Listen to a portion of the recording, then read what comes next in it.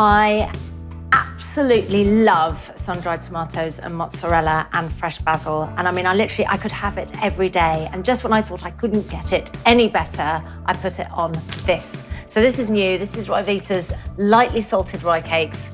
And they are amazing because they are high in fiber and they're low in saturated fat. They are so good for you.